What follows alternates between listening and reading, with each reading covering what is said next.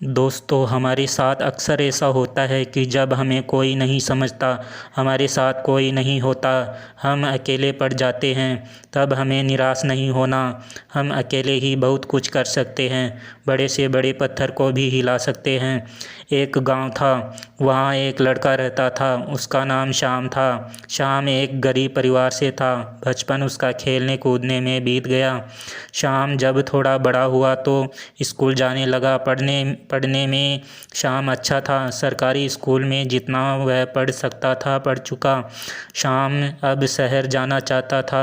पढ़ाई के लिए श्याम ने अपने पिता से कहा, मैं शहर जाना चाहता हूँ, पढ़ लिख कर एक बड़ा आदमी बनना चाहता हूँ। पिताजी ने कहा, देखो बेटा, हमारी गरीबी इतनी है कि हम तुम्हें शहर नहीं भेज सकते, लेकिन तुम्हारा सपना है तो हम उस सपने को टूटने नहीं देंगे। एक काम करो, हम लोग अपनी ज़मीन भी गिरवी पर रख देते हैं। पढ़ लिख कर तुम उधार के पैसे लौटा देना और अपनी ज़मीन वापस छुड़वा लेना। श्याम इस बात से मान गया।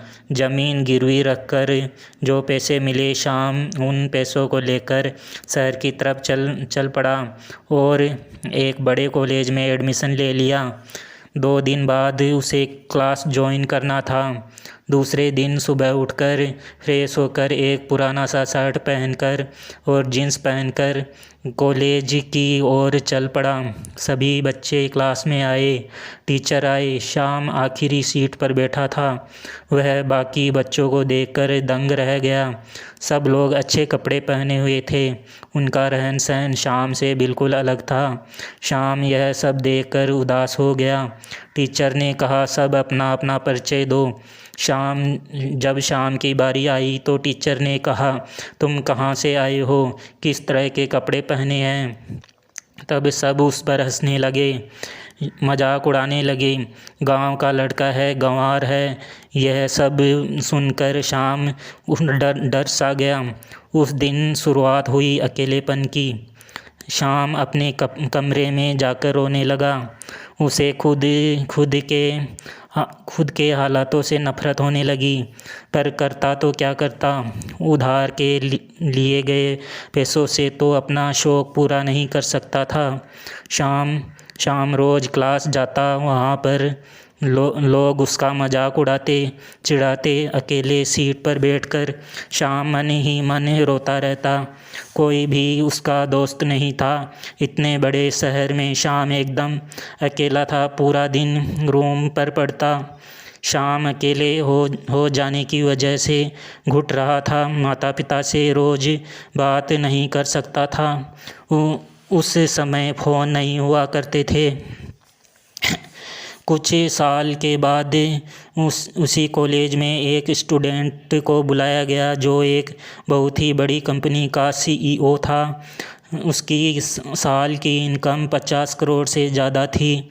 उसे एक मोटिवेशनल स्पीच के लिए बुलाया गया। उसका स्वागत करते हुए टीचर ने कहा, स्वागत करिए हमारे होनहार लड़के श्याम का। उत्साहवर्धन। श्याम को स्टेज पर बुलाया गया। श्याम बड़े गर्व से चलकर स्टेज पर आया। उसने स्पीच के पहले कहा कि मैं यह नहीं बताऊंगा कि क्या पढ़ना है, कैसा पहनना है। मैं आप लोगों को बताऊंगा कि आप मानसिक रूप से कैसे मजबूत हो सकते हैं, और अपने बीते हुए पलों को सुनाया। श्याम ने कहा, मैं तब अकेला हो गया जब मेरे अंदर के दोस्त ने मेरा साथ छोड़ दिया। अगर आपके अंदर का दोस्त आपके साथ है तो आप कभी भी अकेले नहीं रह सकते।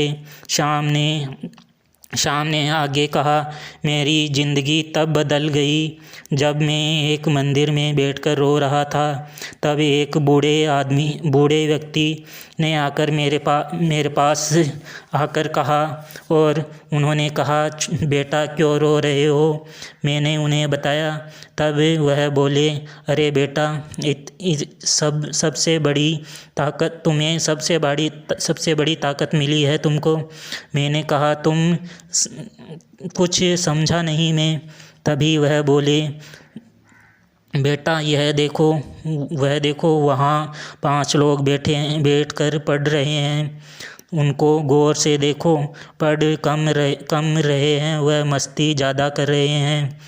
पर वहीं तुम अकेले बैठकर पढ़ रहे हो तो तुम्हारी क्षमता उनसे कई गुना ज़्यादा है, तुम्हारा ध्यान उनसे ज़्यादा मजबूत है। हर कोई अकेले नहीं रह सकता।